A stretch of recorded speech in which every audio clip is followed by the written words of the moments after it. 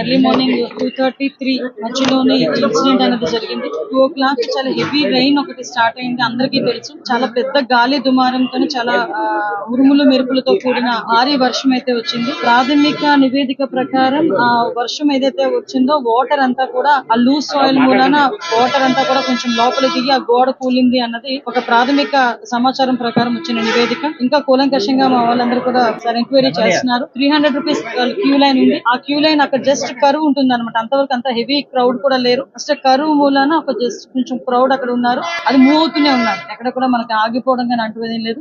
గోడ పడిపోవడం వలన సుమారుగా 7 ప్రాణాలు కోల్పోవడం జరిగింది. అందులో 4 పురుషులు ఉన్నారు, 3 స్త్రీలు ఉన్నారు.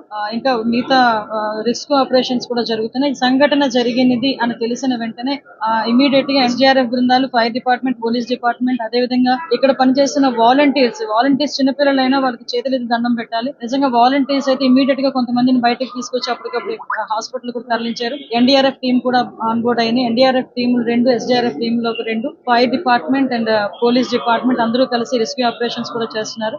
మొత్తం అంతా క్లియర్ చేస్తున్నారు అందరూ కూడా. నిజంగా చనిపోయిన వాళ్ళ కుటుంబాలందరికీ కూడా ప్రగాఢమైన సంతాపం తెలియజేసుకుంటున్నాం. గవర్నమెంట్ తరఫున కూడా మాక్సిమం అన్ని ప్రికాషన్స్ తీసుకున్నాం. కేవలం ఈ భారీ వర్షము, అదే విధంగా ఈ గాలి దుమారం వల్ల మాక్సిమం జరిగిన ఇన్సిడెంట్ ఇది ఒక యాక్సిడెంట్. అన్ని యాంగిల్స్ లోనే మేము దర్యాప్తు చెప్తా ఉంది.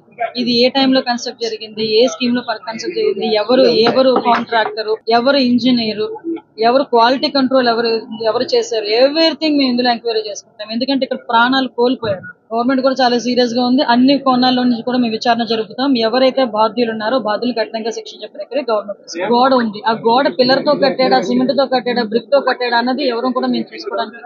నేను కూడా వర్షంలో తడుచుకునే దర్శనం చేసుకుని వచ్చాను. నేనే కాదు, పట్టు వస్త్రాలు సమర్పించడానికి వచ్చిన రెవెన్యూ మినిస్టర్ గారు కూడా వర్షంలో తడుచుకునే వెళ్ళారు. నేను దర్శనం చేసుకుని బయటకు వచ్చాను. ఇలా ఇన్ఫర్మేషన్ వచ్చింది గోడ కూలిందని, 1 or 2 ఇంజురీస్ అన్నారు. అయినప్పటికీ కూడా నేను వచ్చి చూస్తానని చెప్పి నేను పుట్అవుట్ వచ్చాను. అప్పటి నుంచి ఇప్పటి వరకు మేము ఎక్కడే ఉండడం జరిగింది. అంటే ఎక్కడ కూడా రెస్క్యూ ఆపరేషన్స్ లో గానీ నిర్లక్ష్యం వహించడం కానీ ఎక్కడ కూడా మేము చేయలేదు. ఇమీడియట్ గా క్షతగాతులు ఎవరైతే ఉన్నారో వాళ్ళందరినీ కూడా హాస్పిటల్ కి తీసుకెళ్లి మేము పంపించడం జరిగింది.